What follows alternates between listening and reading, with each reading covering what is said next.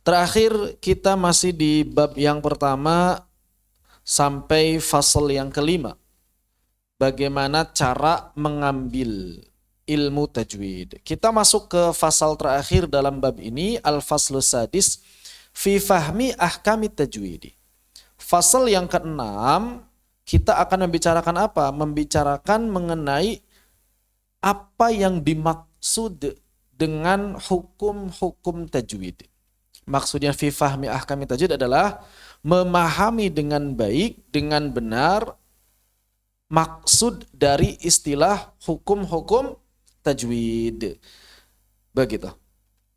Jadi apa sih yang dimaksud dengan hukum-hukum tajwid? Ini yang akan kita bahas.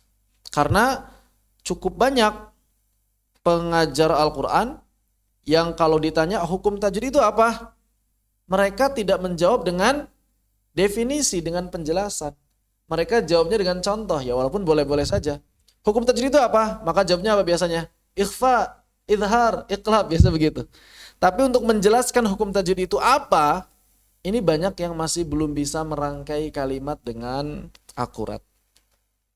Maka di sini saya membahas permasalahan hukum-hukum tajwid, mengawali pembahasan ini dengan menyampaikan tata'atsarul huruful hijaiyatu. Jadi huruf-huruf hijaiyah itu tata'atsar, saling mempengaruhi atau saling memengaruhi dalam bahasa yang afsah. Memengaruhi afsah, mempengaruhi fasih. Memengaruhi, kalau kata dosen bahasa Indonesia saya yang paling fasih itu memengaruhi tanpa P. Karena luruh dia.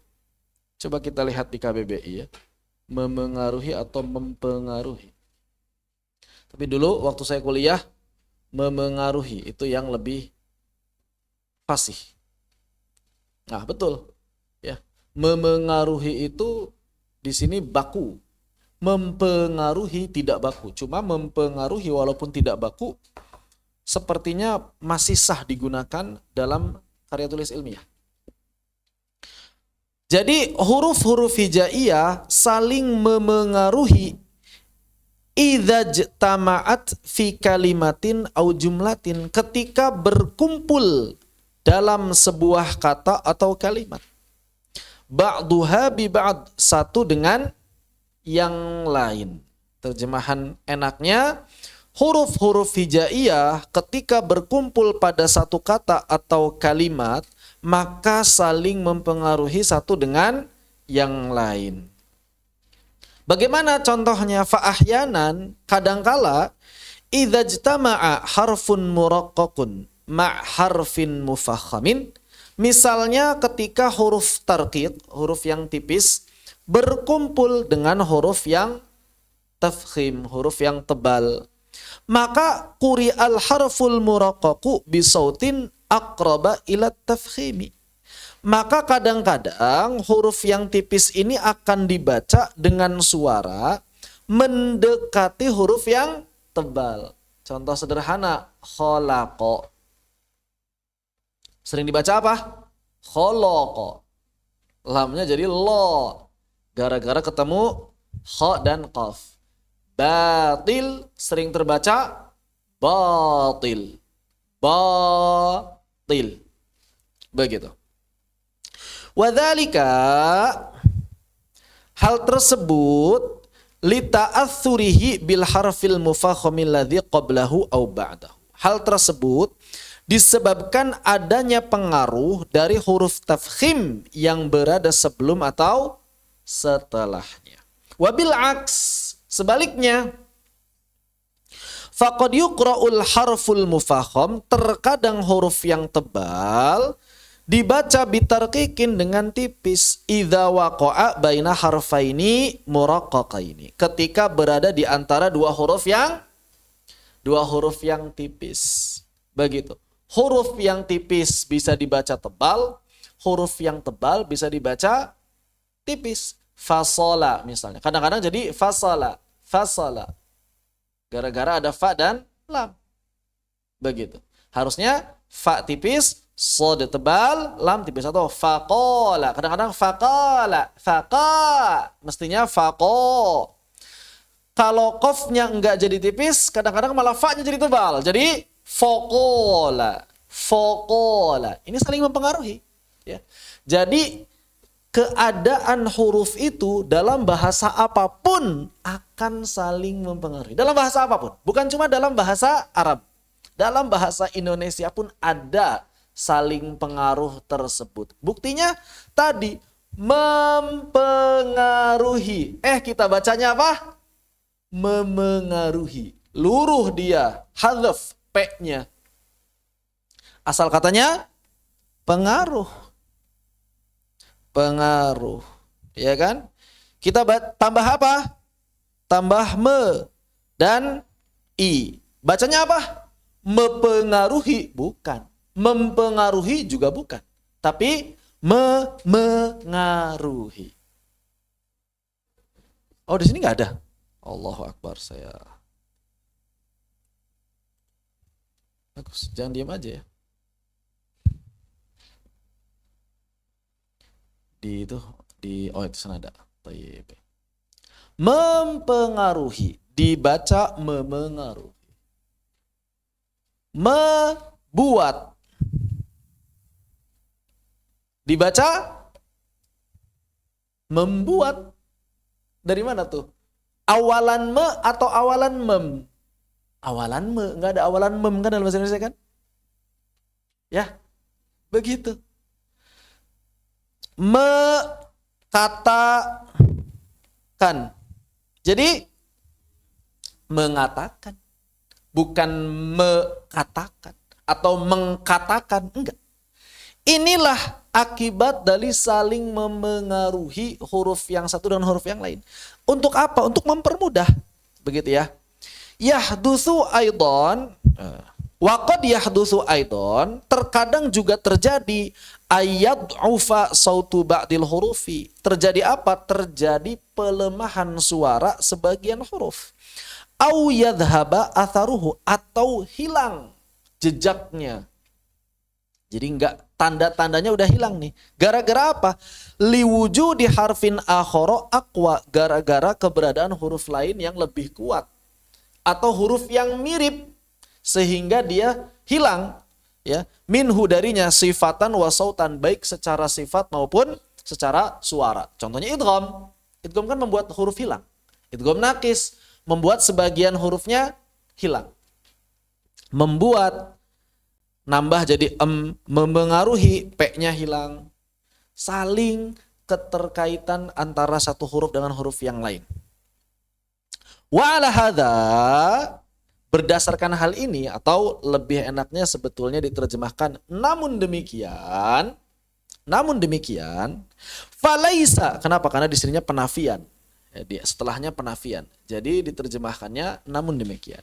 Falaisa kullu taghyirin fin nutqi, tidak setiap perubahan dalam ucapan, wala kullu ta'atsurin bainal hurufil hijaiyah, juga tidak setiap pengaruh mempengaruhi tadi di antara huruf-huruf hijaiyah tersebut makbulan, bisa diterima. Jadi enggak setiap perubahan suara, enggak setiap saling memengaruhi tadi bisa diterima ala itlaqi, secara mutlak, enggak bisa diterima seluruhnya. Jadi kalau ada huruf yang suaranya berubah gara-gara huruf tipis ketemu huruf tebal, gara-gara ada apa, nggak bisa kita langsung bilang, oh wajar gara-gara hurufnya tipis, jadi nggak apa-apa kholako dibaca kholoko. Nggak bisa begitu. Ada aturannya. Bahkan sudah semestinya bagi kita, yajibu an na'lama, wajib bagi kita untuk memahami, annat taghyirati sautiyatal mu'tabarah, wajib bagi kita memahami bahwa perubahan-perubahan suara yang mu'tabar itu diperhitungkan, diterima, Fi qiraatil Qur'ani, dalam bacaan Al-Qur'an itu, innama hiyat taghyiratul lati wafaqat lughatil arabil fusaha. Hanya perubahan-perubahan yang berkesesuaian dengan bahasanya orang-orang Arab yang fasih. Gitu ya. Jadi tidak setiap perubahan suara itu diterima. Kapan diterima? Kalau sejalan sesuai dengan bahasa Arab yang fasih. Ini yang pertama, harus sesuai dengan bahasa Arab. Tapi belum cukup. Sesuai dengan bahasa belum cukup. Wa talaqahal ummatu bil qabuli. Harus benar-benar ditalakikan oleh umat ini dengan penerimaan. Jadi diterima secara talaki. Nggak cukup. Ini kan sesuai dengan bahasa Arab, nggak cukup. Harus ada unsur talakinya. Diterima nggak secara talaki? Begitu. Ini yang kedua, harus ada talakinya, proses talaki. Yang ketiga, wasabatat bin naqlis sahih. Ini yang paling penting. Dan harus ditetapkan si lafad-lafad yang berubah tadi dengan nakal yang sahih, dengan riwayat yang sahih. Anin nabiyyi sallallahu alaihi wasallam, dari lisannya Nabi sallallahu alaihi wasallam. Begitu. Jadi harus melihat sudut pandang bahasa karena memang Al-Qur'an diturunkan dengan bahasa Arab. Yang kedua, diterima secara talaqi. Yang ketiga, harus ada riwayatnya kepada Nabi sallallahu alaihi wasallam. Wahia, dan perubahan-perubahan tadi atau hukum-hukum yang terjadi tadi allati aqarrahallahu ta'ala, yaitu perubahan-perubahan suara yang memang telah ditetapkan oleh Allah Subhanahu wa taala. Wa anzala biha kitabah, dan perubahan-perubahan yang memang mengiringi turunnya Al-Qur'an. Jadi perubahan-perubahan suaranya nggak bisa kita langsung terima begitu saja, harus benar-benar yang sejak awal Al-Qur'an turun itu diamalkan. Begitu ya. Jadi perubahan-perubahan orang zaman sekarang nggak diterima. Seperti apa? Min ayyi syai'in. Orang zaman sekarang bilangnya apa? Kepanjangan gitu ya. Min ayyi syai'in itu kadang-kadang, atau min aina. Min aina when. Orang Arab itu when. Ya, when. Atau fen. Ini nggak diterima perubahan seperti ini. Ya. Begitu. Li ayyi syai' lesh. Nggak diterima. Nggak diterima. Dalam bahasa Al-Quran, misalnya ada kalimat Al-Quran, fi aina, atau kita bacanya fain, nggak bisa. Nggak bisa. Begitu. Jadi nggak bisa kita langsung otomatis terima begitu saja. Harus benar-benar yang dahulu ditetapkan oleh Allah Subhanahu wa taala ketika Al-Quran diturunkan, sehingga kita bisa mencari kalimat-kalimat tersebut atau perubahan-perubahan suara tadi dengan riwayat yang sahih jalurnya kepada Nabi Shallallahu Alaihi Wasallam. Berarti butuh apa? Ada aturan, ada kaidah, ada batasan. Maka disebutkan di sini wahadhil qawaid, dan kaidah-kaidah ini, kaidah-kaidah dalam menentukan mana perubahan yang diterima dan mana perubahan yang tidak diterima, wad-dawabitu, dan juga batasan-batasannya, wal ahkamu, dan hukum-hukum yang mengaturnya, allati tahkumu hadhihi taghyirati sautiyata, hukum-hukum yang mengatur perubahan-perubahan suara tadi, hiyallati tu'rafu bismi ahkamit tajwid, itulah yang dikenal dengan istilah hukum-hukum tajwid. Jadi kalau ada yang bertanya apa itu hukum-hukum tajwid, maka jawaban sederhananya kaidah, batasan, hukum yang mengatur perubahan-perubahan suara huruf hijaiyah ketika membaca Al-Quran. Ya, itulah hukum tajwid. Apa aja kalau ada yang nanya hukum tajwid? Hukum yang mengatur perubahan apa? Perubahan suara huruf hijaiyah ketika apa? Membaca Al-Quran. Bukan membacanya, membaca Al-Quran saja. Hanya membaca Al-Quran. Karena hukum tajwid cuma ada dalam Al-Quran. Kalau di luar Al-Quran nggak disebut tajwid. Disebutnya apa? Ilmu aswat aja, ilmu suara. Nggak disebut tajwid. Ya, begitu. Itu yang dimaksud dengan hukum tajwid. Ini kadang-kadang banyak orang yang bingung. Hukum tajwid itu apa? Hukum tajwid apa ya? Idgham, idhar, ikhfa. Itu contohnya.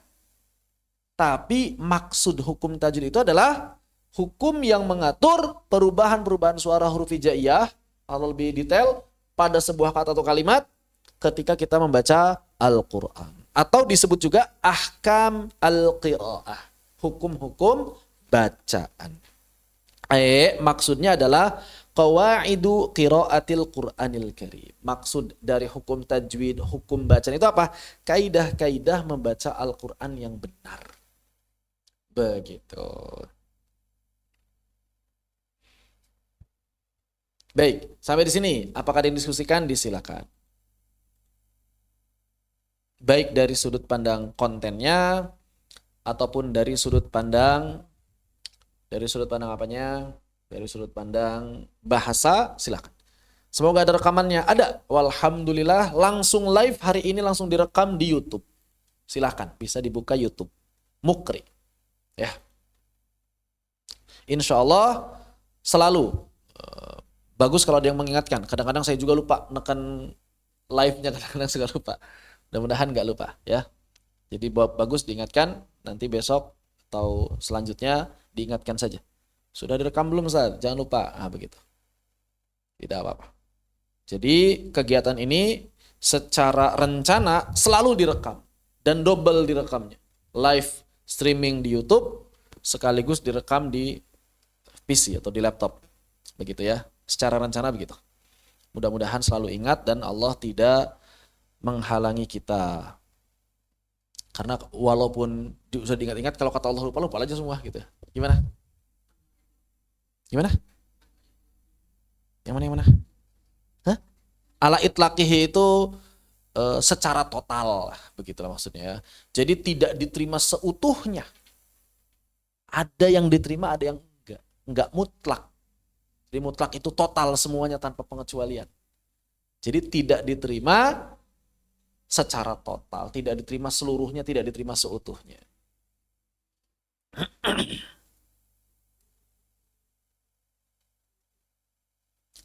Kan di sini falaisa wala ya, dari situ ya. Jadi tidaknya itu di sana. Laisa kullu taghyirin fi nutqi maqbulan ala itlaqi wala kullu ta'athurin bainal hurufil hijaiyah maqbulan ala itlaqi.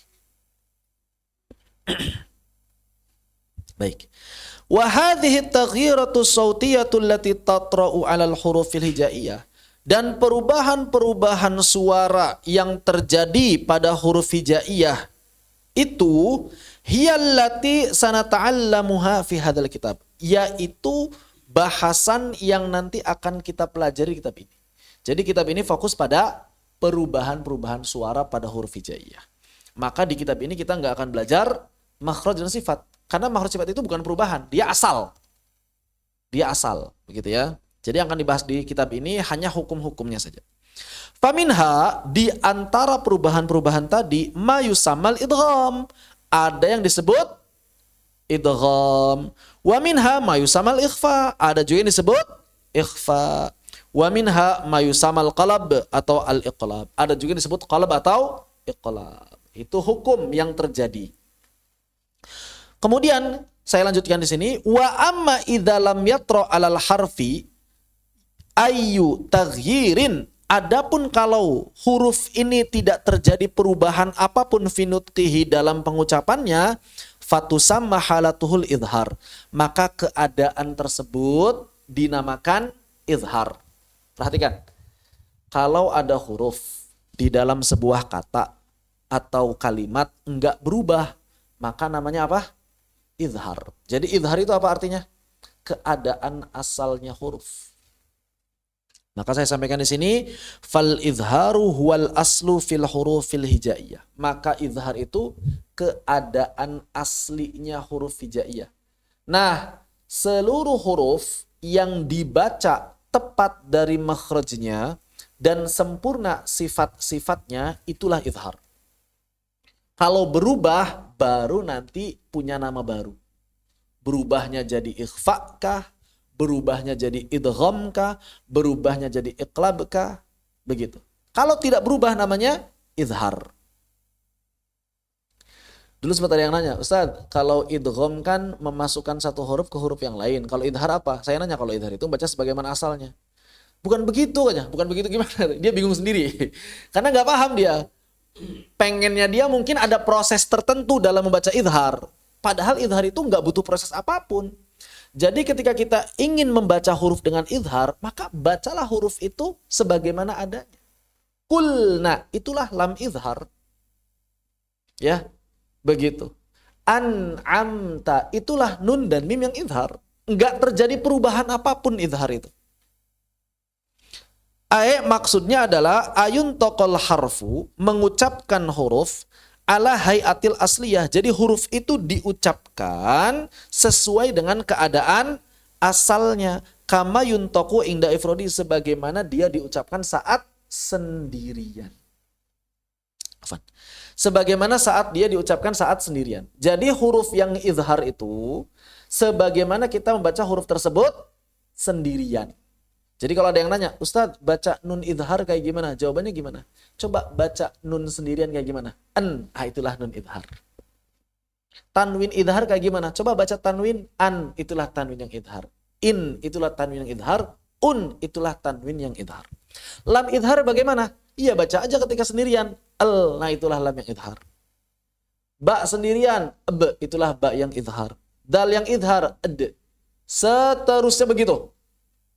Jadi huruf izhar itu cara bacanya seperti ketika huruf tersebut dibaca sendirian. Keadaan aslinya, tepat makhrajnya, sempurna sifatnya. Khair, ada yang tanyakan sampai di sini? Disilakan.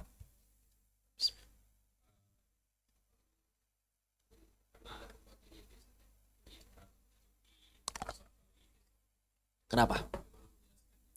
Bagaimana menjelaskan idhar al-qidhar syafawi, nanti akan ada pembahasan insyaallah. Pokoknya sekarang mah kalau ada huruf yang tidak mengalami perubahan berarti otomatis dibaca apa? Idhar. Kalau ada huruf yang mengalami perubahan, maka kita lihat berubah jadi apa. Itu aja dulu. Pemahaman kita terhadap ahkamnya dulu. Belum membahas huruf per hurufnya. Nanti kita bahas ada bab nun, ada bab mim, ada bab lam dan seterusnya. Begitu. Kesalwa ditanyakan? Ya, kita lanjutkan. Mulahadhah. Mulahadhah itu dapat dikatakan atau dapat diterjemahkan biasanya tambahan. Tambahan biasanya. Atau biasanya apa ya? Kalau dalam buku-buku bahasa Indonesia apa ya? Bukan kesimpulan, bukan. Jadi ya tambahan lah, tambahan. Jadi sesuatu yang tambahan pengetahuan begitu. Inna taghyiratil lati tatra'u 'alal harfi, bahwa sesungguhnya perubahan-perubahan yang terjadi pada huruf fil kalimah awil jumlati dalam sebuah kata atau kalimat tersebut laisat khosotan bilughatil arabiyyah faqat, bukan hanya terjadi khusus pada bahasa Arab saja. Ya. Jadi jangan kira hukum-hukum ini, hukum-hukum perubahan suara secara umum tadi adanya di bahasa Arab doang. Enggak. Bal tajiduha aidon fi lughatin ukhra ghairiha. Bahkan kita akan bisa menemukannya pada bahasa-bahasa lain. Mau bahasa Indonesia, bahasa Inggris, bahasa Indonesia tadi sudah kita contohkan. Ya kan? Bahasa Indonesia sudah kita contohkan. Mempengaruhi, jadi memengaruhi. Begitu. Famin dzalik, di antaranya manarahu fil lughatil injiliziyah. Misalnya apa yang kita lihat dalam bahasa Inggris. Ini kan enggak ada di kitab tajwid. Ya. Kitab tajwid manapun enggak ada pembahasan ini. Iya kan? Ini asli. Jadi antum nyari kitab tajwid manapun, saya yakin enggak akan menemukan pembahasan ini. Ini asli, ini original ini. Original bahasan dari saya pribadi. Karena saya pun ngambilnya enggak dari kitab. Ini benar-benar murni hasil interaksi saya ketika saya ngajar. Jadi karena saya sering ngajar, akhirnya saya nyari contoh-contoh tertentu untuk disampaikan. Nah hasilnya di bahasa Arab kan di kitab ini. Begitu. Jadi nggak akan ada, antum temukan pembahasan ini seperti ini di kitab-kitab tajwid manapun nggak akan ada. Begitu. Fa innana na'rifu kalimah wan, maka kita mengenal semuanya kata wan dalam bahasa Inggris. Ya kan? Wa maknaha, maknanya adalah wahid, satu. Wa hadzal kalimah, kata ini tatakawwanu min thalathati ahruf, terdiri atas 3 huruf. O, N, E. Huruf O, huruf N, huruf I kalau bahasa Inggris. Benar ya? O, N, I. Fa idza nutiqa kullu harfin minha ala hidatin, ikhtalafa sautuhu ala an-nutqihi inda ijtimaiha. Maka ketika huruf-huruf ini diucapkan sendirian, akan berbeda suaranya dengan pada saat dia berkumpul 3 huruf ini sekaligus dalam satu kata yang sama. Benar nggak? Fa harf O, maka huruf O suaranya apa? Yuntoku O. Wa harfu N yuntoku N. Wa harfu I bacanya apa? I. Yuntoku I. Berarti O, N, I. Walakin akan tetapi idza ijtama'at hadhil ahruf, kalau huruf-huruf ini berkumpul fi kalimah wahidah pada satu kata yang sama, fa innaha tuntaku bilafdhin wahid, maka dia diucapkan dengan lafaz yang satu, yaitu wan. O, N, I dibaca wan. Gimana ceritanya? Gimana ceritanya? Ya itulah bahasa Inggris, perubahan suara yang terjadi pada bahasa Inggris. Aslinya O, aslinya N, aslinya I. Digabung jadi one. Kalau kita ngelihat ini kayak nggak masuk akal. Tapi demikianlah bahasa Inggris. Ada yang berani protes sama bahasa Inggris. Tapi kalau orang ngaji Iqra sering protes. Kenapa harus baca begini? Kenapa harus baca begini? Bapak ini kalau baca bahasa Inggris nggak ada protesnya, Pak. Kenapa pas baca Iqra banyak protesnya? Begitu. Jadi pendekatan bahasa Inggris ini tadi tuh supaya ngejawab orang-orang yang kalau belajar Iqra itu suka banyak protes. Pak, mohon maaf, kita nggak bisa protes dalam masalah bahasa orang lain. Bahasa sendiri aja nggak bisa diprotes. Ya kan? Mi tulisannya kayak gimana? Mie. Bacanya apa? Mi. Kata orang Betawi, mie. Ya, bener ya? Pakai hak kan? Makan mie. Kapan makan mie? Lu kagak makan mie lo. Gimana? Diprotes nggak? Enggak. Nggak bisa diprotes. Bahasa itu sifatnya apa? Otoriter bahasa itu. Egaliter. Sama tapi berkuasa. Sama bagi semua orang yang mengucapkannya dan berkuasa. Bahasa itu nggak bisa diprotes. Perkembangan bahasa itu nggak bisa diprotes. Ya, susah memprotes bahasa kayak gimana? KBBI itu kamus. Pertanyaan, orang ngomong zaman sekarang ngikutin kamus atau ngikutin perkembangan? Perkembangan, nggak kepake kamus itu. Jadi nggak bisa diatur bahasa itu. Perkembangannya nggak bisa diatur, gitu ya. Makanya bahasa Arab luar biasa. Ngatur sampai sebegininya, bertahan 1400 tahun. Al-Quran. Padahal bahasa Arab sehari-hari udah berantakan juga kan? Tapi dalam tanda petik, gara-gara ada tajwid, bahasa Arab terjaga pronunciation-nya. Kalau nggak ada tajwid, belum tentu terjaga. Yang menjaga pronunciation bahasa Arab sampai sekarang, dari zaman Nabi, tajwid. Karena kan kalau ilmu suara, ilmu aswat, enggak membahas harus menjaga, enggak. Perkembangannya bagaimana gitu kan ilmu aswat itu kan. Oh dulu diucapkan begini, sekarang diucapkan begitu. Enggak masalah dalam ilmu aswat, tapi dalam tajwid enggak bisa. Dulu diucapkan begini, sekarang harus diucapkan begini. Ya. Wa kadzalika, demikian pula najidu mithla hadhihi dhahirati fi ba'dil lughatil mahaliyah. Maka kita juga akan menemukan contoh-contoh yang jelas dalam misalnya sebagian bahasa daerah. Al-lughah al-mahalliyah, bahasa daerah. Fi Indonesia, dalam atau di Indonesia. Fa fi lughati Sundawiyah mathalan, misalnya adalah dalam bahasa Sunda. Kenapa saya ngasih contoh bahasa Sunda? Karena saya paham bahasa Sunda. Dari kecil belajar bahasa Sunda. Walaupun nilainya paling berantakan terus bahasa Sunda itu. Susah belajar bahasa Sunda itu ya. Lebih susah bahasa Sunda daripada bahasa Inggris secara teori. Saya pelajaran bahasa Sunda nggak pernah bagus dari kecil. Najidu, kita menemukan anna katsiron min ahli Bandung, bahwa kebanyakan orang-orang Bandung, cara nulis Bandung itu banyak. Saya lihat di internet itu banyak sekali. Bisa seperti itu pakai ghain, bisa juga pakai qaf Bandung, bisa juga pakai jim Dunj. Bisa juga pakai kaf.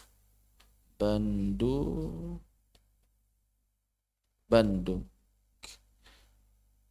Seperti itulah. Cuma kalau lihat di beberapa profil Bandung pakai bahasa Arab, itu pakai ghain.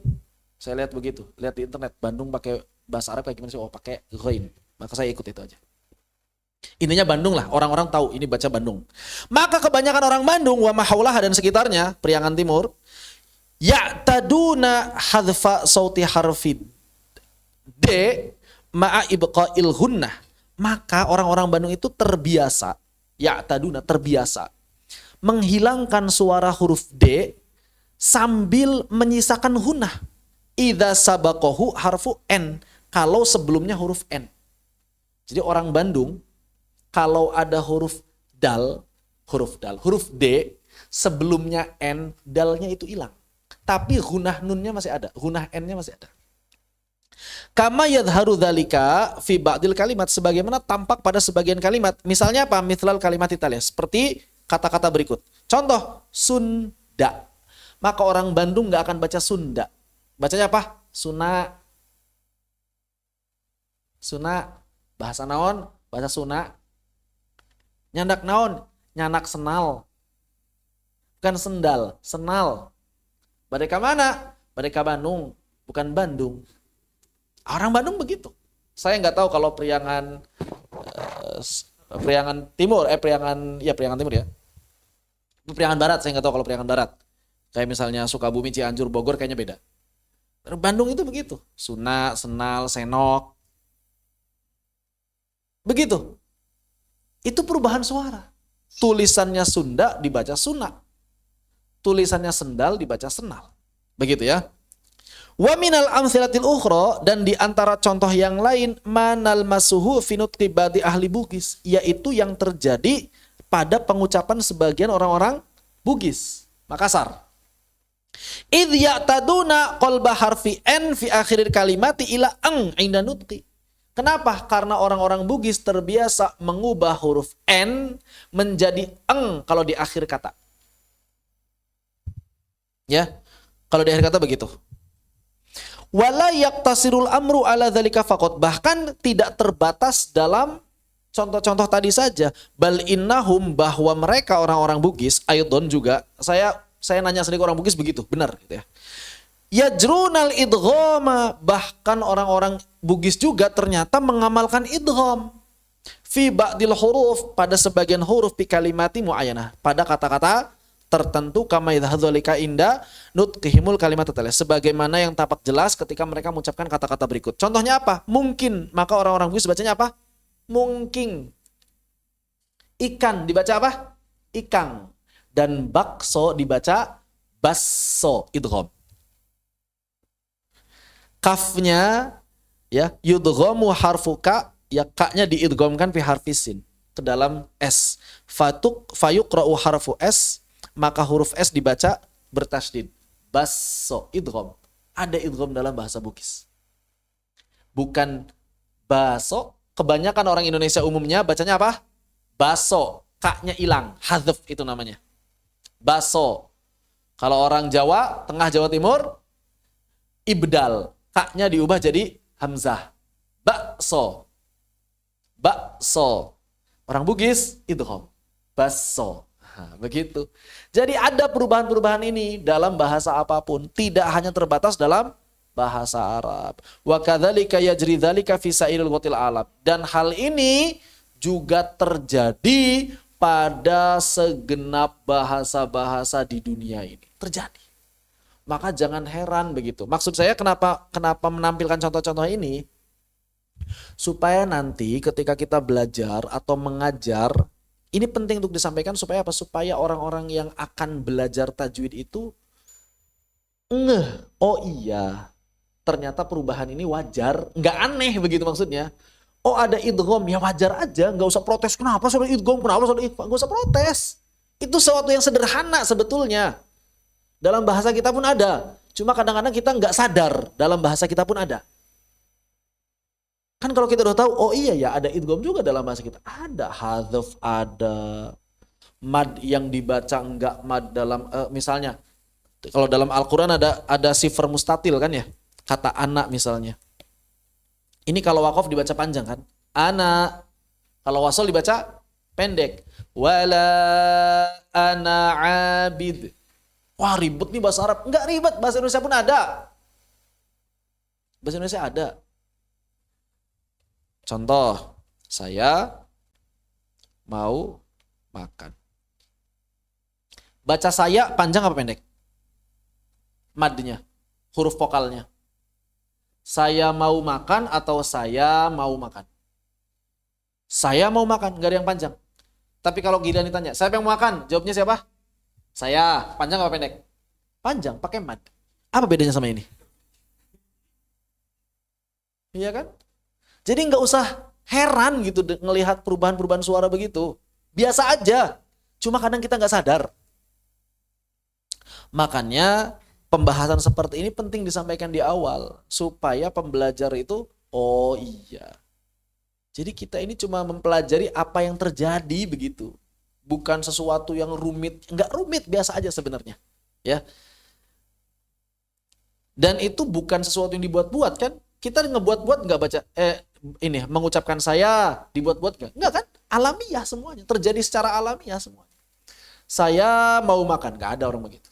Saya mau makan, saya mau makan, saya nggak ada, saya nggak ada, itu nggak ada. Kamu mau nggak? Mau, panjang, ya kan? Mau, nggak ada. Kamu mau nggak? Mau, nggak ada itu, nggak ada, nggak alami justru. Nah, permasalahan ini penting disampaikan di awal. Makanya saya bikin fasal khusus di sini membahas hukum tajwid dan mulahadhah. Mulahadhah itu tambahan, sisipan yang bisa membuat kita memperkaya pembahasan. Begitu. Baru setelah itu masuk dalam hukum tajwidnya. Apa yang pertama? Kita akan membahas nun sakinah dan tanwin. Urutan babnya saya ngikutin Tufatul Atfal dan Hidayatus Sibyan. Jadi urutan babnya mengikuti Tufatul Atfal dan Hidayatus Sibyan.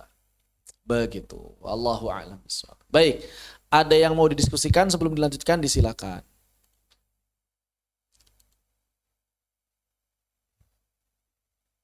Kenapa nun dan mim saja ada hukum tajwidnya? Nah, ini pertanyaannya kurang tepat, Ustaz.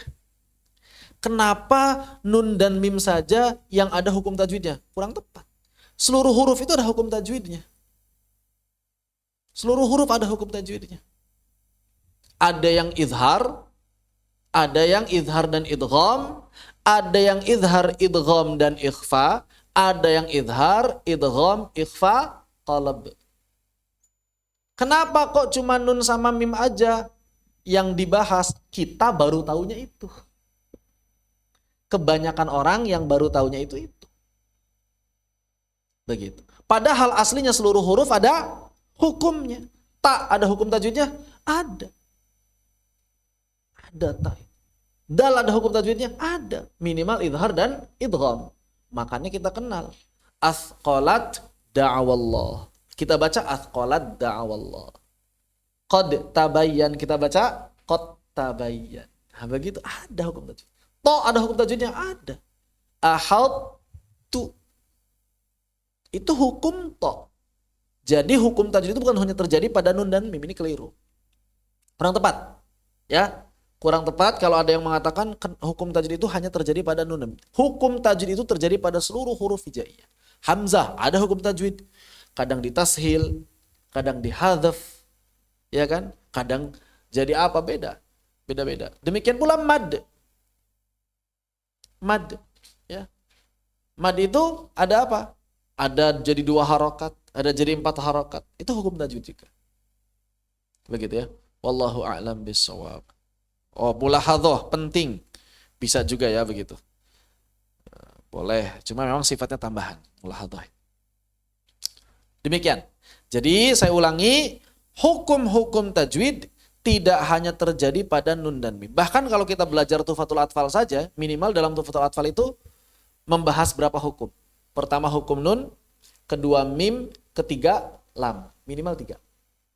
Walaupun yang lain nggak rinci kan. ada mutamathilan, mutajanisin, mutaqaribain nggak rinci. Di Hidayatus Sibyan disebutkan.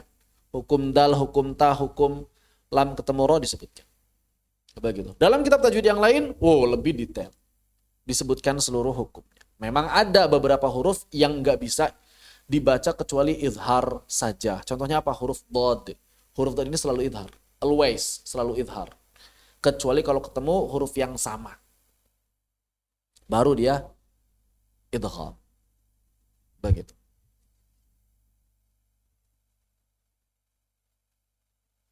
Seperti itu. Allahu a'lam bishawab. Kenapa nun dan mim yang membuat perubahan bacaan? Seperti yang tadi disampaikan, ada. Tak juga bisa membuat perubahan ketika bertemu dengan dal. Tergantung ketemu huruf apa. Sekali lagi, yang hurufnya berubah bukan hanya nun dan mim. Lam pun bisa berubah. Kul Rabbi. Maka ternyata lamnya berubah jadi ro. Kur Rabbi. Begitu. Jadi yang berubah itu bukan cuma nun dan mim. Ya, cuma memang kenapa sering dibahas nun itu berubahnya banyak. Dari idhar jadi idgham, jadi ikhfa, jadi iqlab, minimal 4. Sedangkan mim 3. Dari idhar jadi ikhfa, jadi idgham. Nah, karena perubahannya banyak, mereka sering dibahas. Kalau ada yang bertanya, kenapa huruf ini perubahannya banyak? Maka kalau sudah seperti itu, nggak ada jawabannya. Kecuali karena demikianlah bahasa Arab. Jadi sebetulnya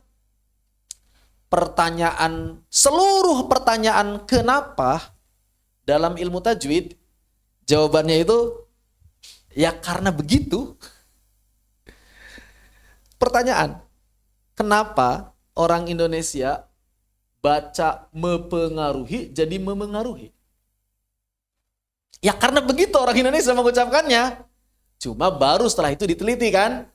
Oh, karena hurufnya P itu luruh. Pertanyaannya, sebelum ada kaidah KBBI atau kaidah ejaan yang disempurnakan, sudah luruh atau belum? Sudah luruh. Pertanyaan nih, kita orang Indonesia baca memengaruhi itu setelah ada bukunya, setelah ada kaidahnya atau sebelum ada kaidahnya? Paham gak maksudnya? Kan ada kata memengaruhi. Asal katanya apa? Atau asal katanya adalah pengaruh ditambah mei. Orang Indonesia mengucapkan memengaruhi itu setelah ada buku kaidahnya atau sebelum ada bukunya. Mana yang duluan? Ucapannya atau kaidah? Hah? Mana yang duluan, San? Orang Indonesia duluan mengucapkan memengaruhi, baru disusun kaidahnya, atau kaidahnya disusun duluan, kemudian orang-orang Indonesia mengucapkan ucapan duluan. Jadi kalau misalnya ada yang bertanya, kenapa P-nya luruh? Ya nggak ada alasannya. Bukan karena kaidah. Kaidah itu ditulis gara-gara P-nya luruh. Makanya nggak bisa, dalam ilmu bahasa itu nggak bisa, pertanyaan kenapa itu nggak bisa diajukan. Kenapa nun hukumnya ada 4? Kenapa jawabannya? Karena disebutkan dalam Tuhfatul Atfal. Bukan. Sebelum ada Tuhfatul Atfal pun hukumnya udah 4. Sebelum Imam Sibawayh nulis Alkitab, hukumnya sudah 4. Sebelum Nabi lahir pun hukumnya sudah 4. Begitu. Jadi nggak bisa pertanyaan kenapa itu diajukan sebetulnya. Cuma kalau tadi agak kurang tepat memang pertanyaannya. Begitu ya. Seperti itu. Kenapa kemudian Al-Rahman dibaca Ar-Rahman? Kenapa? Ya karena demikianlah orang-orang Arab mengucapkannya. Udah, jawabannya pasti itu semuanya. Seluruh pertanyaan tentang bahasa jawabannya sama. Karena demikianlah orang-orang Arab di zaman Nabi mengucapkannya. Ya, seperti itu. Nah, kalau misalnya pertanyaan spesifik, kan dalam bahasa Arab banyak nih, kadang bisa dibaca ini, kadang bisa dibaca itu. Kenapa kita amalin itu? Jawabannya satu, karena riwayah. Begitu. Jadi kalau sudah spesifik, kenapa kita mengamalkan itu? Jawabannya karena riwayah. Adapun masalah kaidah dan lain sebagainya, itu disusun setelah apa? Setelah kajian yang terjadi sudah ada sebelumnya. Jadi nggak dibalik ya. Konsepnya nggak dibalik. Makanya agak kurang tepat sebetulnya bertanya kenapa dalam ilmu tajwid. Jadi pertanyaan yang paling tepat itu kalau kita belajar tajwid bukan kenapa, tapi bagaimana. Karena kita mempelajari kaifiyah, tata cara, kaifnya. Sebetulnya bisa aja kita jawab pertanyaan kenapa, cuma dia sifatnya, kalau istilah saya sifatnya itu sekadar bahasan filosofis saja. Karena kalaupun tidak ada jawaban itu, sudah seperti itu cara bacanya. Begitu ya. Baik. Apa syarat hamzah menjadi ibdal? Ya tergantung, kita nggak bahas itu ya. Kita nggak sedang membahas detailnya. Pertama, tergantung bahasa dialek. Yang kedua, tergantung riwayah. Beda-beda. Begitu ya. Seperti itu. Kita nggak membahas detail seperti itu, apalagi kalau sudah masuk dalam ilmu qiraat, atau itu panjang lagi. Kita fokus pada pembahasan yang ada di kitab. Jadi silakan ditanyakan kalau ada yang tidak dipahami dalam bahasan kitab. Tapi kalau sudah merinci itu namanya tafri'ah. Kita kan sejak awal sudah bahas kemarin. Kita nggak bahas istidrad, kita nggak bahas tafri'ah, kita nggak bahas itu. Fokus pada kitab. Bab hamzah nggak dibahas. Bab hamzah nggak dibahas. Jadi fokus pada pembahasan yang ada di kitab. Kita masuk ke bab yang kedua, al-babu tsani an-nun sakinatu wat tanwin, yaitu nun sakinah dan tanwin. An-nun sakinatu wat tanwin. Bahasan mengenai nun sukunan. Kenapa nun sukun dan tanwin dibahas di awal? Karena dia hukumnya banyak. Itu ya. Jadi butuh apa istilahnya? Butuh perhatian lebih. Walaupun sebagian ulama menjadikan justru nun sukun sama tanwin itu di akhir. Lam dulu, baru mim, baru nun. Begitu ya. Lam, mim, nun. Tapi kebanyakan buku tajwid yang akhir-akhir ini, dari Tufatul Atfal, Hidayatus Sibil dan lain sebagainya, justru kebanyakan mengawali dari nun sakinah dan tanwin. Bahasa Indonesianya nun sakinah apa? Nun sukun, bukan. Nun sukun itu bukan bahasa Indonesia yang fasih sebetulnya. Bahasa Arabnya nun sakinah. Bahasa Arabnya nun sakinah. Jadi kalau ada orang baca nun sukun, ini sebetulnya bukan bahasa Indonesia, bukan bahasa Arab. Iya, karena bahasa Indonesia bukan nun sukun. Nun mati bahasa Indonesia itu. Cuma ya nun sukun udah jadi bahasa kita juga ya. Nun mati bahasa Indonesianya. Itu yang resmi. Jadi huruf sukun itu huruf mati dalam bahasa Indonesia. Jadi kalau ada orang bilang nun mati itu asli bahasa Indonesia, justru fasih bahasa Indonesia. Nun sukun ini nggak fasih bahasa Indonesia. Nun sukun itu bukan bahasa Indonesia yang fasih. Terus dulu pernah ada yang protes ke saya tuh. Saya kan nerjemahin nun mati. Waktu daurah, saya masih ingat daurah di Parung. Ustaz, kenapa diterjemahinnya nun mati? Emang kenapa kata saya? Kenapa enggak nun sukun aja? Ya nun sukun juga bukan terjemahan yang pas. Kan aslinya itu bahasa Arab. Kalau mau pakai asli bahasa Arab bukan nun sukun, tapi nun sakinah. Ini asli bahasa Arab nih. Jadi nun sukun itu menurut bahasa Arab enggak fasih. Menurut bahasa Indonesia enggak fasih juga sebetulnya. Kalau pengen fasih bahasa Indonesia, nun mati. Kalau pengen fasih bahasa Arab, nun sakinah. Tapi nun sukun juga sudah digunakan. Jadi nggak apa-apa. Yang penting kan bahasa itu paham. Kalau berbahasa itu yang penting paham. Begitu. Sama seperti dengung. Itu bukan terjemahan asli buat gunah sebetulnya aslinya. Dengung itu bukan suara gunah asli. Nanti akan kita bahas juga di bab gunah insya Allah. Jadi nggak usah protes kalau misalnya ada guru yang menjelaskan atau menerjemahkan nun mati. Nggak usah protes. Itu justru bahasa yang paling fasih. Al-faslul awal, fasal yang pertama, makna nun sakinati wat tanwin, yaitu pembahasan mengenai definisi makna nun sukun dan tanwin. Ya. Boleh disebut nun sukun, nun mati, nun sakinah silakan. Gak masalah, yang penting paham. Fi makna nun sakinah. Bagian pertama dalam fasal ini adalah makna nun sakinah. Apa itu nun sakinah? Nah ini saya ambil dari kitab Ghayatul Murid. An-nunu sakinah hiya, nun sukun itu adalah, atau nun mati itu adalah an-nunul khaliyatu minal harokah, yaitu nun yang enggak punya harokat.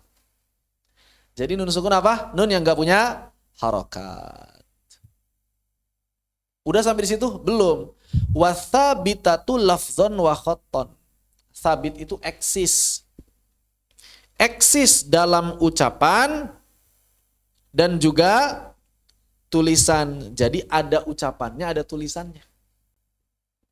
Waslan wa waqfan, dibaca ketika wasol maupun waqaf.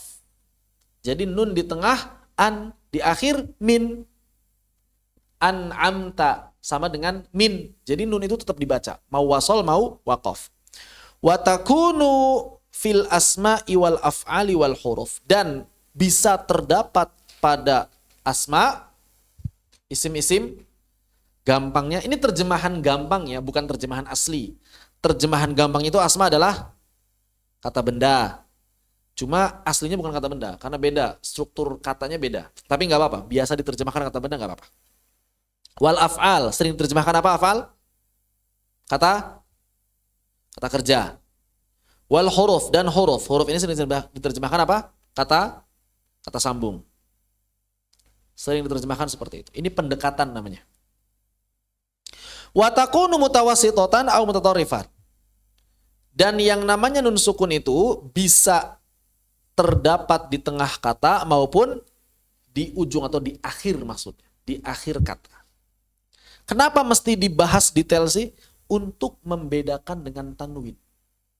Untuk membedakan dengan tanwin. Wa minal muhimmi, di antara perkara penting, ayya'lama, di antara perkara penting yang mesti diketahui, anna nutqal hurufil hijaiyah, bahwa pengucapan huruf hijaiyah itu la yakhlu min halataini nataini, tidak akan terlepas dari dua keadaan saja. Jadi huruf hijaiyah itu ketika kita ingin mengucapkan huruf hijaiyah sebetulnya cuma ada dua keadaan. As-sukun awil harokah. Keadaan yang pertama dalam keadaan sukun, keadaan yang kedua dalam keadaan berharokat. Walaysa laha halatun tsalitsah. Enggak ada keadaan ketiga. Jadi huruf hijaiyah cuma ada dua keadaan. Pertama sukun, kedua berharokat. Udah enggak ada keadaan ketiga. Kalau dalam bahasa Indonesia huruf itu selalu dalam keadaan apa? Ada enggak bahasa Indonesia huruf berharokat? Kak, ada enggak huruf berharokat? Enggak ada. Seluruh huruf dalam bahasa Indonesia itu sukun. Cuma terbagi jadi dua. Ada yang konsonan namanya huruf mati. Ada yang vokal namanya huruf hidup.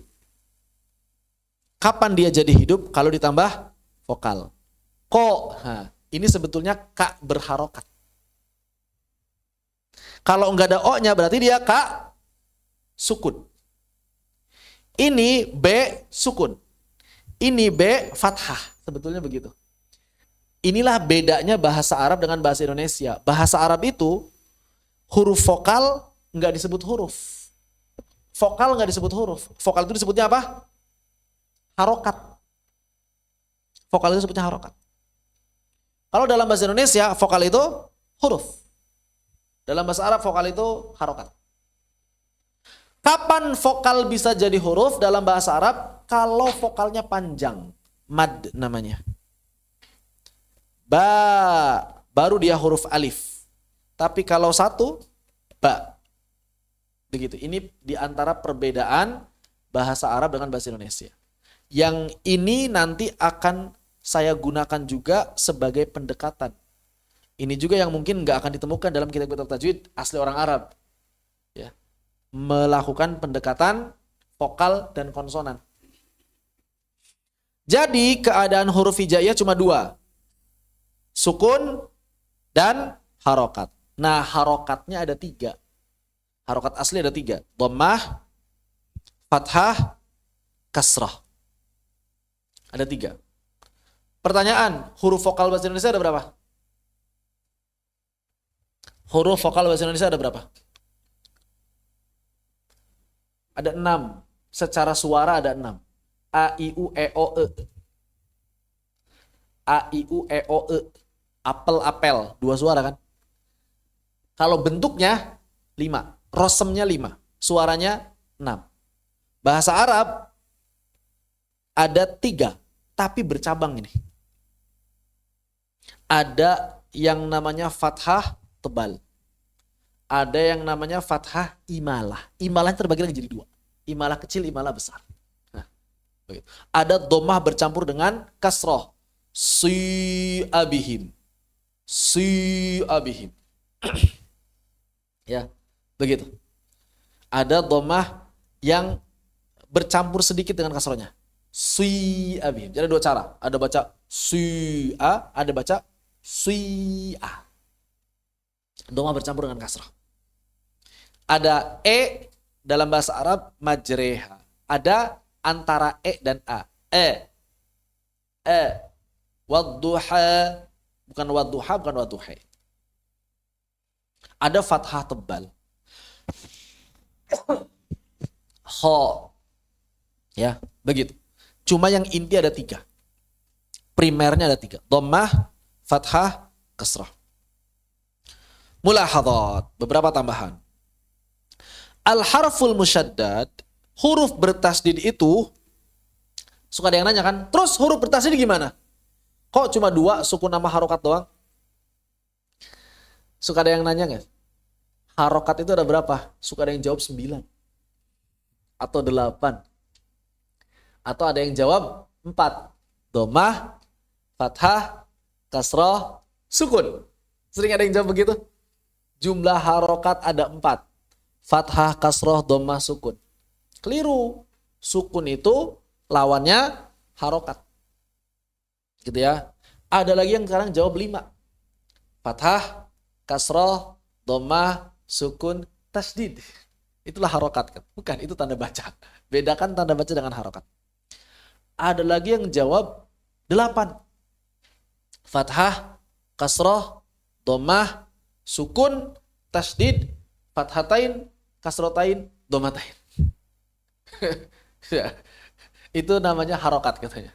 Ada lagi yang 9, ada lagi yang 10 deh. Ditambah sifar banyak. Itu bukan harokat. Harokat itu cuma 3. Yang primer ya, dhammah, fathah, kasrah. Sukun lawan dari harokat. Terus tasdid apa? Suka ada yang nanya kan? Kalau sukun lawan dari harokat dan keadaan huruf cuma 2, sukun dan harokat, terus tasdid apa? Apa jawabannya? Harful musyaddad, huruf bertasdid itu yata'allafu min harfain, terdiri atas, tersusun dari 2 huruf sebetulnya. Fal awwalu sakin, huruf yang pertama sukun, wa tsani mutaharik, huruf yang kedua berharokat. Jadi huruf bertasdid sama dengan 2 huruf. Kalau kita melihat ada ba bertasdid, ini sebetulnya ba yang pertama adalah sukun, ba yang kedua berharokat. Cuma diucapkannya bersamaan. Enggak ba, enggak, ucapannya bersamaan. Ba. Begitu. Ba. Kalau sukun doang, kalau fathah doang, ba. Kalau bertasdid, ba. Begitu. Jadi huruf bertasdid itu huruf yang sebetulnya di dalamnya ada huruf sukun dan huruf berharokat. Idgham. Makanya menurut para ulama seluruh huruf bertasdid itu sebetulnya idgham. Sebetulnya idgham secara suara karena ada 2 huruf. Begitu. Inna. Aslinya 2 nun. En dan na. Inna. Ya, begitu. Jadi secara suara hakikatnya seluruh huruf bertasdid itu adalah idgham secara suara. Tapi kalau secara sorof, nah ini banyak perdebatan. Apakah dia aslinya 2 nun atau bukan? Itu di sorofnya beda. Tapi secara suara iya. Secara suara saya idgham 2 huruf. Begitu. Wa amal alif, terus kemudian keterangan tambahannya, adapun alif fala takunu illa sakinah. Maka alif itu enggak akan pernah berada dalam kata atau kalimat kecuali dalam keadaan sukun. Ada enggak alif berharokat? Ustaz, kan kalau kita bilang alif fathah a, alif kasroh i, alif dhammah u, apa jawabannya? Apa jawabannya? Disampaikan oleh para ulama, alif itu nggak mungkin berada pada sebuah kata atau kalimat kecuali dalam keadaan sukun. Lah terus alif fathah a itu gimana? Apa jawabannya? Masih ingat nggak? Jawabannya adalah alif yang berharokat aslinya bukan alif. Tapi apa aslinya dia? Hamzah yang pakai baju si alif. Tapi gara-gara sering pakai bajunya alif, si Hamzah sering dipanggil alif. Begitu.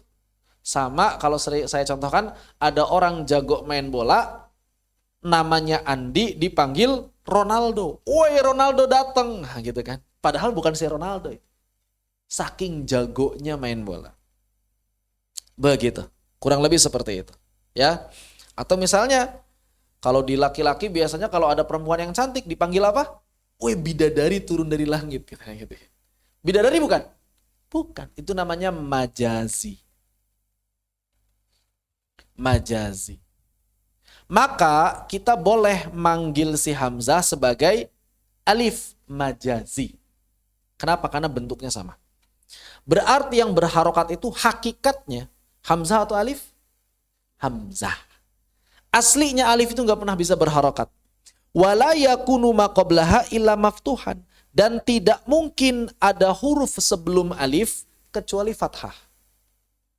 Fa in subiqat bi dhammatin au kasratin au sukunin, dan kalau si alif ini didahului oleh dhammah, didahului oleh huruf kasrah, didahului oleh huruf sukun, fa innaha la tathbutu fin nutqi, maka dia tidak eksis dalam ucapan. Misal ada alif, sebelumnya dhammah, maka alifnya enggak eksis dalam ucapan, dianggap enggak ada. Contoh, alif sebelumnya dhammah, lu'la, adal lu'la. Ini ada alif, sebelumnya lam. Lamnya apa? Dhammah. Alifnya kepake nggak di sini? Nggak ada manfaatnya. Secara ucapan nggak ada. Adal lu'la. Cuma bukan riwayat kita ini, riwayat Imam Qalun misalnya. Jadi dalam riwayat Imam Qalun dibacanya apa? Adal lu'la. Alifnya ngapain? Ya alif sebagai fungsinya fungsi tulisan saja. Begitu ya. Atau misalnya kata mi'ah, ini sebelumnya kasroh. Ada alif sebelumnya kasroh. Dibaca enggak alifnya? Enggak, mi'ah saja. Ada alif sebelumnya dhammah. Bermanfaat enggak dalam ucapan si alifnya? Enggak. Dia fungsinya fungsi tulisan, istilahnya fungsi rosem. Jadi alif di sini fungsinya hanya tulisan saja. Rosem. Tapi enggak boleh dihapus. Karena rosem Al-Quran tidak boleh berubah menurut kebanyakan ulama. Adapun dari sisi ucapan tidak diucapkan. Kenapa, Ustaz? Ada hal seperti itu? Ya karena demikianlah bahasa Arab. Memangnya dalam bahasa Indonesia nggak ada? Ada. Contohnya tadi bakso. Ada nggak tulisannya? Huruf K-nya ditulis nggak? Ditulis. Pertanyaan, mana tulisan yang benar? Bakso atau baso? Ada K-nya. Pertanyaan, mana ucapan yang benar? Bakso atau baso? Baso. Kenapa sih harus ada K? Ya karena demikianlah bahasa Indonesia. Contoh yang lain. Saya tidak tahu. Benar nggak ucapan saya? Pronunciation saya benar nggak? Saya tidak tahu. Tepat nggak pronunciationnya? Enggak. Padahal secara tulisan ada K dan ada H. Tapi cara bacanya saya tidak tahu. Jadi masalah ada tulisannya tidak ada ucapannya itu masalah yang sederhana. Bukan masalah besar sebetulnya. Jadi kalau ada dalam Al-Quran, ini ngapain sih alif di sini? Nggak usah protes. Bahasa Indonesia aja ada yang begini. Nah begitu ya. Jadi nggak usah protes. Ini adalah huruf yang ada tulisannya tapi tidak ada ucapan. Sebagaimana kadang ada ucapannya tidak ada tulisannya. Diucapkan ada tapi di tulisan nggak ada. Dalam bahasa Indonesia ada nggak? Enggak ada tulisannya tapi ucapannya ada. Dalam sebagian dialek ada, misalnya sepeda. Sebagian orang bacanya apa? Sepeda. Ada haknya sebagian orang, iya kan? Orang Sunda pakai hak. Beli apa? Mau kemana? Mau ke pasar, naik apa? Naik sepeda. Orang Sunda pakai hak, sepeda. Begitu. Mau ke sini, pakai hak. Enggak ada tulisannya, tapi ada ucapannya. Jadi wajar, gitu. Bukan perkara yang besar ya. Jadi nggak usah diprotes. Ini ngapain sih ada alif segala macam? Ada, itu ada fungsinya, fungsi tulisan. Karena demikianlah bahasa. Begitu. Baik. Ini adalah pembahasan tadi nun sukun dan sedikit tambahan mengenai keadaan huruf hijaiyah. Sebelum ke tanwin, apakah ada yang tanyakan? Disilakan. Boleh?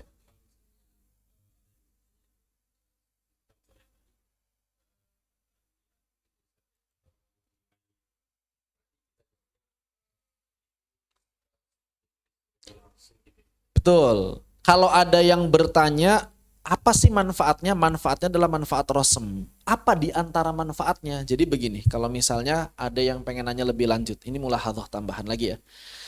Orang Arab zaman dulu nulis itu nggak ada titik, nggak ada harokat, nggak ada bentuk hamzah.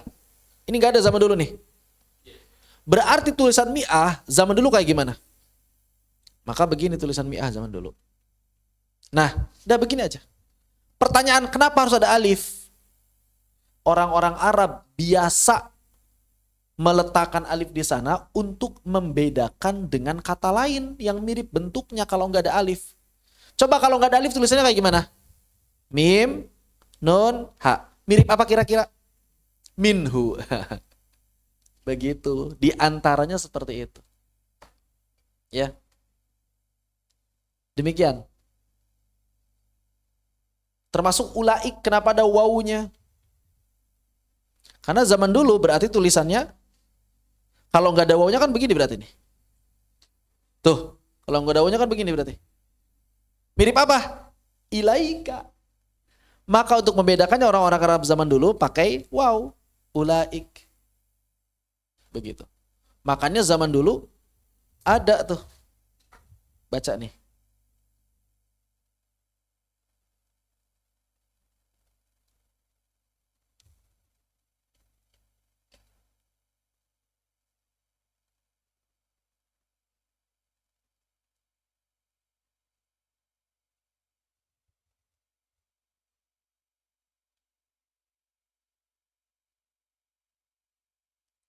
Bacanya apa? Ini ada kisah. Ini kisah apa ya? Kisah dongeng. Ada seorang kakak yang ngutus seorang hamba sahaya kepada adiknya. Dan beliau, si hamba sahaya ini dititipi uang 70 dinar untuk dikasih ke saudaranya tadi. Uang 70 dinar kasih ke saudara saya. Sambil ngirim surat, ini suratnya. Dipeganglah si hamba sahaya tadi. Ini suratnya ya. Oke. Jangan lupa kasih uangnya segini, jangan sampai dikorupsi.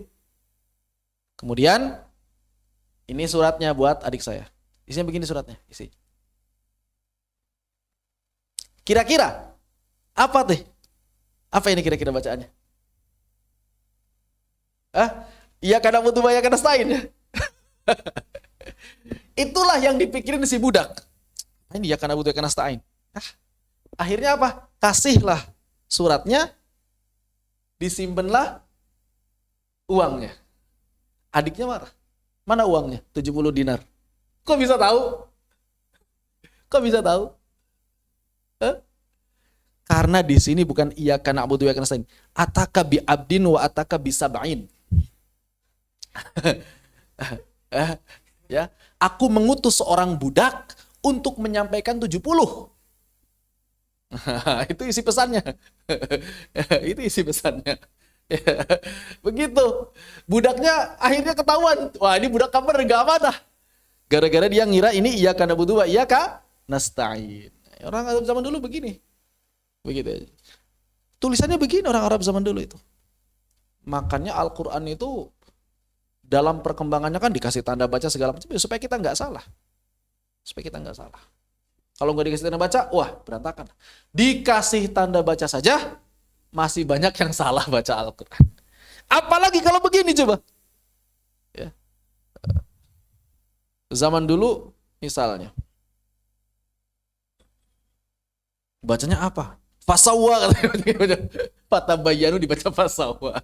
Karena banyak gerigi. Bukan geriginya sin itu. Geriginya ta, ba, ya, dan nun itu. Fatabayanu fatatabatu. Banyak orang yang baca fasawa. Begitu zaman dulu. Ya, seperti itu. Baik, Allahu a'lam bishawab.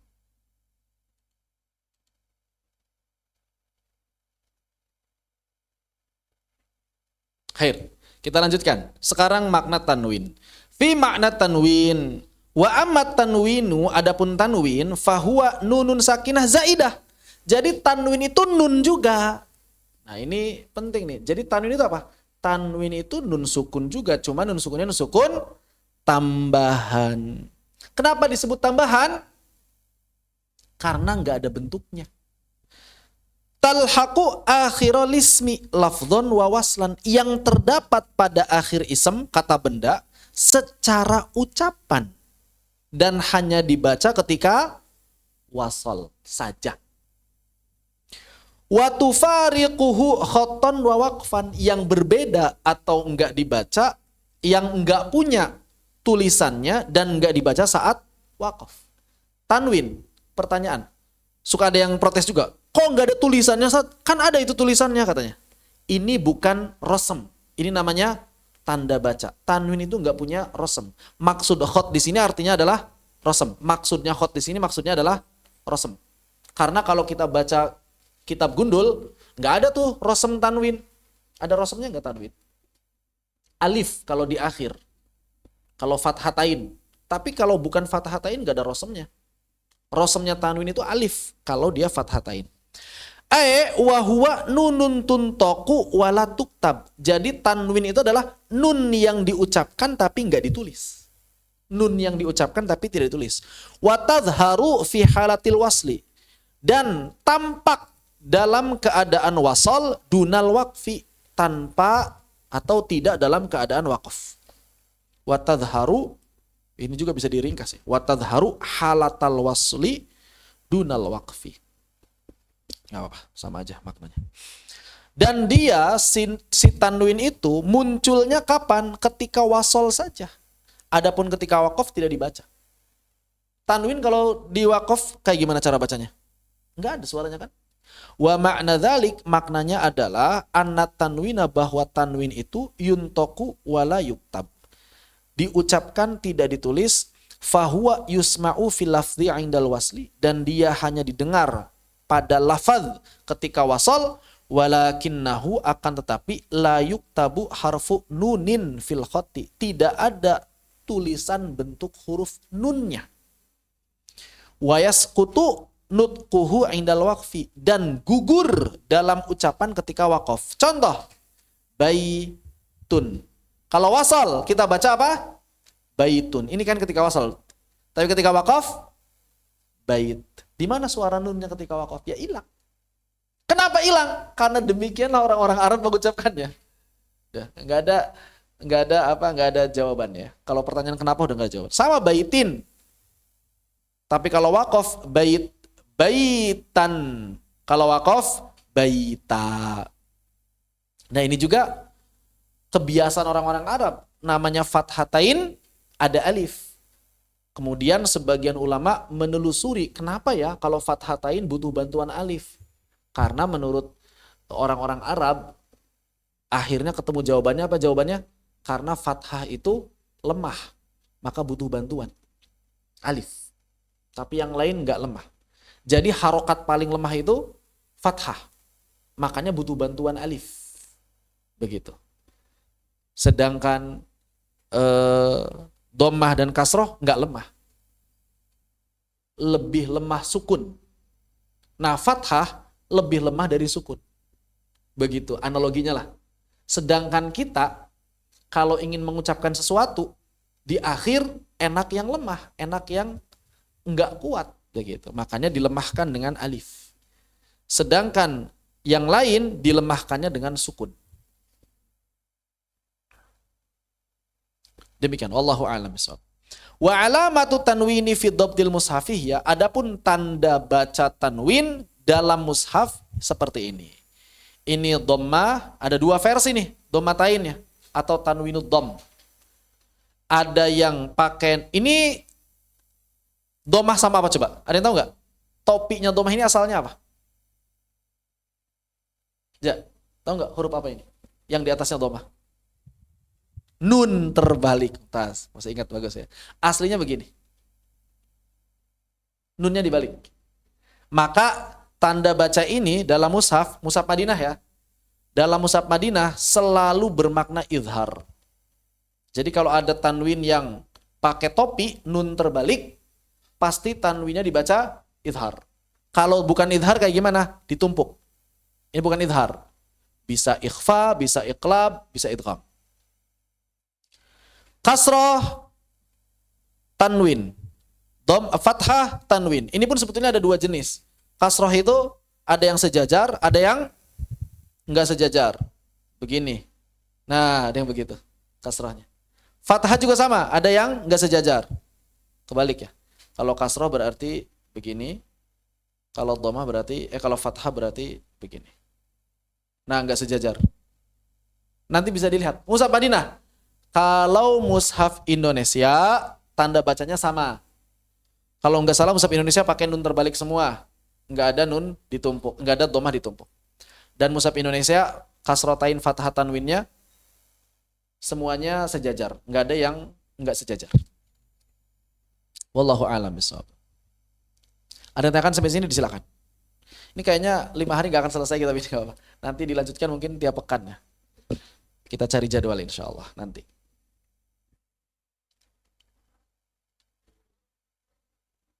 Nggak apa-apa lah. Alon-alon asal kelakon.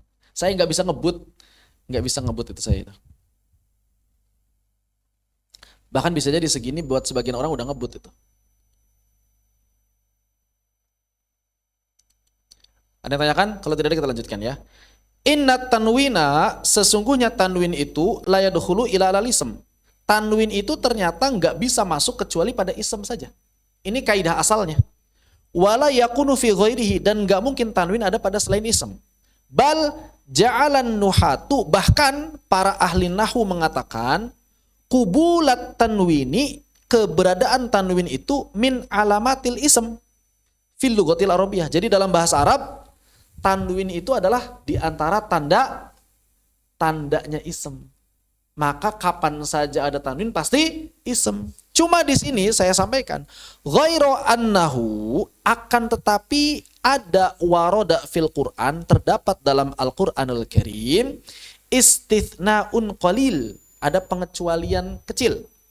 Wahuwa, yaitu duhulut tanwini ala ba'di al-fadil fi'li, yaitu masuknya tanwin pada sebagian fi'il. Wadzalika fi qoulihi ta'ala, yaitu semisal firman Allah Subhanahu wa taala, lanasfa'an bin nasiyah, ini lanasfa'an. Nasfa'an ini fi'il. Demikian pula wala yakunan, yakuna itu fi'il. Sebetulnya ada juga di yang harf disebutin enggak? Sebetulnya ada juga di harf, cuma karena ini bahasannya terlalu dalam, di harf juga ada idzan misalnya.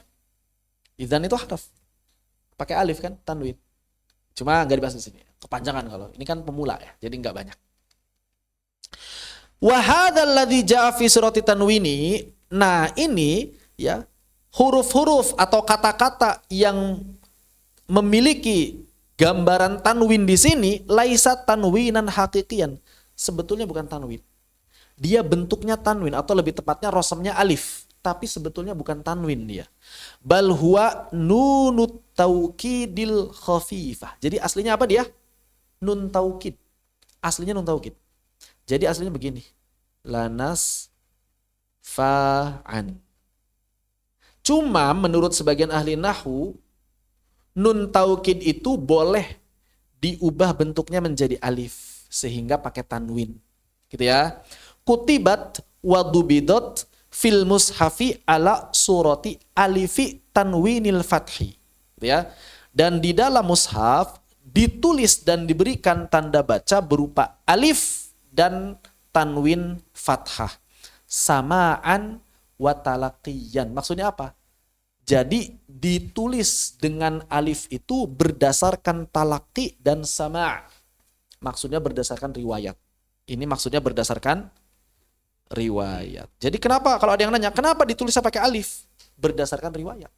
Tulisan mushaf itu nggak bisa pakai ijtihad. Menurut kebanyakan ulama, dia diriwayatkan, bukan diijtihadi. Makanya kalau kita belajar sejarah percetakan mushaf itu beberapa kali mengalami perubahan. Dan yang paling modern 1923-1924 di Mesir, ketika Mesir ingin mencetak mushaf Al-Quran paling modern dengan percetakan modern pada saat itu, maka Mesir ini mengambil beberapa master yang sebelumnya dicetak di Turki, dicetak di Hamburg, Jerman, cetak di Rusia. Ternyata masih banyak kekeliruan dalam rosem. Akhirnya disitulah terjadi revisi besar-besaran yang oleh orang-orang kafir disebutkan apa? Tuh, mushaf lagi direvisi gitu. Al-Quran lagi direvisi, padahal yang direvisi bukan Al-Qurannya, sekadar tulisannya saja, disesuaikan dengan Rosem Utsmani. Begitu. Baik. Al-Faslu Tsani, fasal yang kedua, al-farq bainan nun sakinati wat tanwin. Perbedaan antara nun sukun dengan tanwin. Wa mimma taqaddam, berdasarkan pembahasan yang telah lalu, yu'lam, maka dapat diketahui anna tanwina, bahwa tanwin itu yukhalifun nun sakinata fi iddati wujuhin minha, maka nun tanwin itu berbeda dengan maka tanwin itu berbeda dengan nun sakinah pada beberapa hal. Di antaranya apa? Yang pertama, nun sukun punya khot, punya surah, punya gambaran, punya rosem. Nah, inilah bentuk nun. Adapun tanwin enggak punya apa? Enggak punya rosem, ya. Wa innamatun taqu wala tuktab. Kenapa? Karena dia diucapkan tidak ditulis. Berikutnya, taqa'u fi wasatil kalimati au fi akhiriha. Yang namanya nun sukun itu bisa terdapat di tengah ataupun di akhir. Sedangkan tanwin hanya di akhir saja. La taqa'u ila fi akhiril kalim. Hanya di akhir saja. Nun sukun ya, terdapat pada ism, fi'il, dan harf. Sedangkan tanwin secara kaidah aturannya apa? Tidak terdapat kecuali pada ism secara aturan. Kemudian nun sakinah tuqra'u fil wasli wal waqfi, dibaca baik ketika wasal maupun waqaf. Sedangkan tanwin hanya dibaca ketika wasal saja dan gugur ketika waqaf. Inilah beberapa perbedaan. Dan tentu saja kalau kita gali bisa jadi ada poin-poin lain yang lebih banyak perbedaan tanwin dengan nun sakinah atau nun sukun. Ini hanya sebagian saja.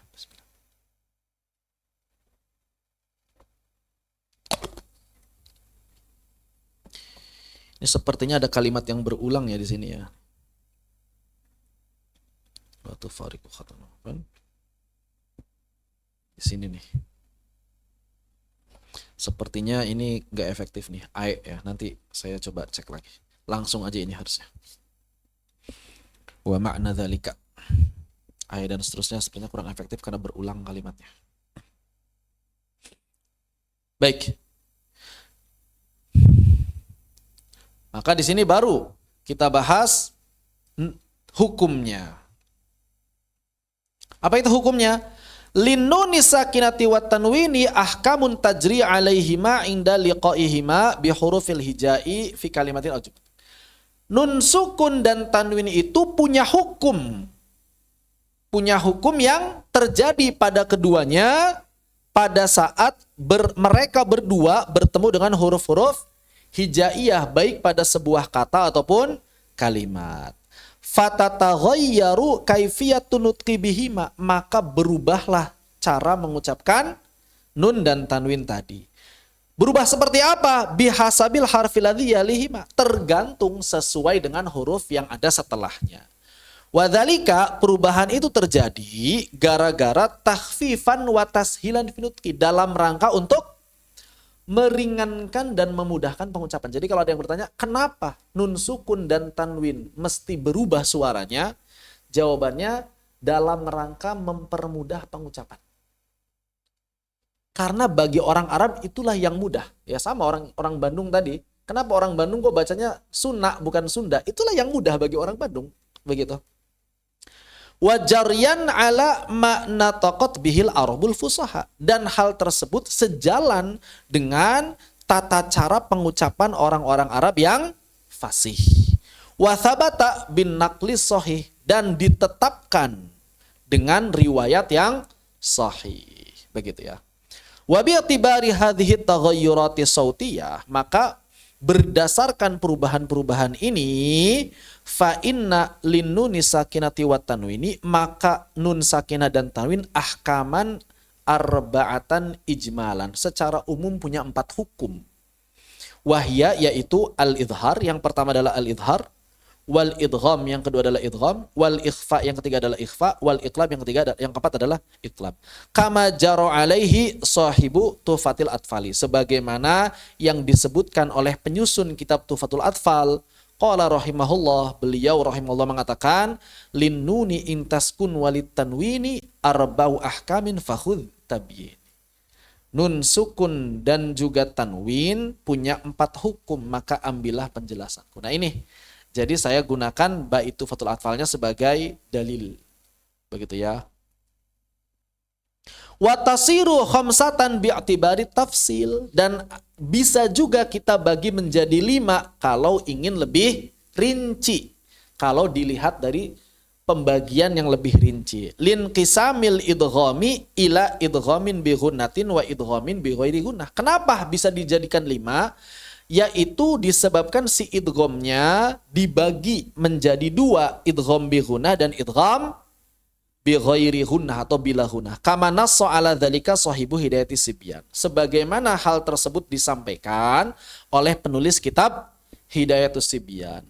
Ahkamu tanwinin wa nunin taskunu, hukum-hukum tanwin dan nun yang sukun itu indal hijai khamsatun tubayyan. Ketika bertemu huruf-huruf hijaiyah maka ada 5 hukumnya. Begitu. Idharun idghamun ma'al ghunnati. Afwan. Idharun idghamun ma'al ghunnati, au ada idhar, ada idgham dengan ghunnah, au bi ghairiha, tanpa ghunnah, wal qalbu wal ikhfa rawaw. Jadi ada 5 menurut beliau. Idhar, idgham bi ghunnah, idgham bi ghairi ghunnah, iqlab dan ikhfa. Sama aja. Bedanya beliau membagi idghamnya menjadi 2. Jadi dipisah. Wasanufassilul kalama, maka nanti pembahasan hal ini akan dirinci ala kulli hukmin minha, dalam setiap hukumnya, ma'a bayani hurufihi, juga disertai penjelasan huruf-hurufnya, wa kaifiyatin nutqi bihi, dan tata cara mengucapkannya, wa dzikri al-amthilatil Qur'aniyah, beserta contoh-contoh Al-Qur'annya. Jadi nanti akan dirinci semua itu. Wa dzalika ala riwayati Hafsin an Asimin min tariqi Syatibiyah, dan pembahasan tersebut dibatasi menurut riwayat Imam Hafs dari qiraat Imam Asim jalur Syatibiyah. Jadi nanti akan dirinci insya Allah satu demi satu hukum-hukumnya. Dan sebetulnya kita sudah paham ya.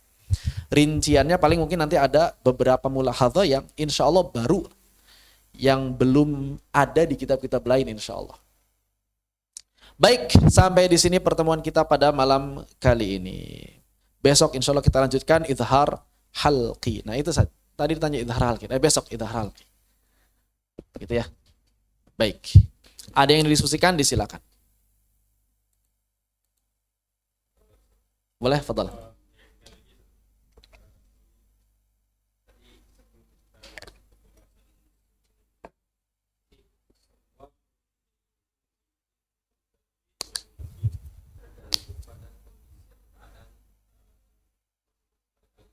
Ya, betul. Setiap huruf hijaiyah pasti memiliki hukum. Tergantung dia ketemu huruf apa. Begitu ya, intinya begitu. Wallahu a'lam bishawab. Bisa idhar keadaan asal, berarti hukumnya idhar, berarti dia tidak berubah. Bisa jadi idgham, berubah. Cuma selain nun dan mim, itu hukumnya cuma 2 aja. Antara idhar dengan idgham. Adapun nun dan mim punya hukum yang lain. Apa itu? Ikhfa buat nun dan mim, dan iqlab buat nun. Terus huruf yang punya hukum berbeda di hamzah. Hamzah hukumnya beda. Hamzah itu hukumnya nanti ada, karena hamzah itu nggak ada idgham. Hamzah bisa diidgham nggak? Hamzah bisa diidgham nggak? Nggak ada. Nggak ada hamzah tasydid. Nggak ada hamzah tasydid. Maka hamzah itu bukan diidgham, nanti adanya dihadzaf, dihilangkan. Atau diibdal, diubah menjadi mad, atau ditashil. Ya hukumnya beda dia. Sama mad, mad hukumnya beda. Mad itu hukumnya asli far'i. Begitu ya.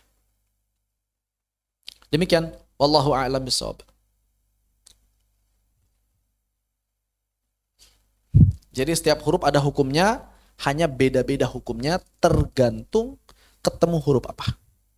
Demikian. Barakallahu fiik. Walhamdulillahirabbil alamin. Kalau tidak ada yang ditanyakan kembali, berarti kita cukupkan sampai di sini. Fanaktafi bihadza walhamdulillahirabbil alamin.